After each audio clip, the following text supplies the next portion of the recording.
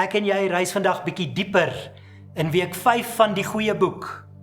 Dis die verhaal van Abraham wat sy seun Isak moet offer.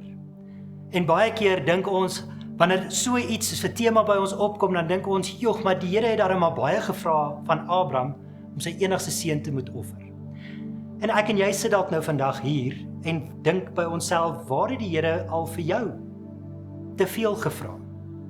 Ek dink aan 'n ouer wat byvoorbeeld by 'n kind se siekbed sit en sê, Here, maar kan ek nie eerder siek wees in die plek van my kind nie? Dalk het jy jou werk verloor. En dan dink jy, maar hoekom? Jy het nie 'n rede nie, hoe gaan jy voorsien vir die volgende tydperk? Dalk is jy 'n jong man wat toekomsplanne het en jy het alles ingesit om hierdie toekoms te laat realiseer, net om dit te sien voor jou te verbrokkel en jou toekoms is in skerwe. Ek wil jou herinner aan 'n verhaal wat baie van julle dalk al reeds ken, maar ek wil jou vandag sommer net herinner aan Horatio Spaffler. Hy was 'n baie bekende sakeman gewees in die 1800s en sy seun is oorlede. En kort na sy seun oorlede is, het sy besigheid in Chicago afgebrand. En daarna sy dogters op 'n skeep op pad na hom toe en die skeep het gesink en sy dogters het verdrink.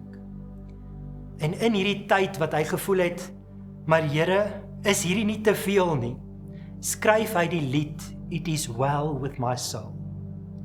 En ons besef ook hierdeur dat toe Horatio hierdie lied geskryf het hy geloof gehad nie in wat God gegee het nie, maar geloof behou in wie God is, in daai oomblik waar niks vir hom sin gemaak het nie, of hy niks van verstaan het nie. Ons dink aan die verhaal van Job, waar Job alles verloor het, sy rykdom, sy kinders, alles is van hom af weggeneem, behalwe sy vrou. En dan kom sy vrou en sy vrou sê, vervloek vir God. En dan sê hy, maar hoe kan ons die goeie van God aanvaar, as ons nie ook die slegte aanneem nie? En weer eens gaan dit daaroor, om geloof te behou in God, selfs wanneer ons nie verstaan nie, hoekom dinge gebeur soos wat dit gebeur. Jesus Christus gaan self deur so 'n proses in die tuin van Getsemane, waar hy bid, en dan sê hy vir die Here in Lukas 22 vers 42, waar hy met God praat, en dan sê hy, laat hierdie beker by my verbygaan, maar nogtans nie my wil nie, maar u wil. Jesus se gehoorsaamheid maak dit vir jou en vir my moontlik om vandag die ewige lewe te kan beerwe, om kinders van God genoem te kan word. So wanneer ons gekonfronteer word met die gevoel van, Here, hierdie is net te veel, dan besef ons, hierdie is nie om ons te breek nie.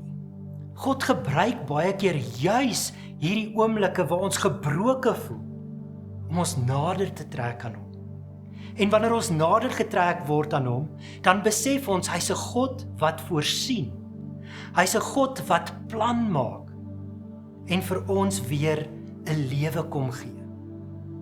'n Lewe wat selfs beter is as die vorige. En deur dit wil ek vandag vir jou kom bemoedig ook, om te sê, moenie moed opgee as dit voel asof dit wat die Here kom doen net te veel gevra is nie. Maar weet juis dat die geloof nie is in die een wat vir ons in die voorsiening nie, maar dat geloof juis is in die een wat vir jou en vir my voorsien.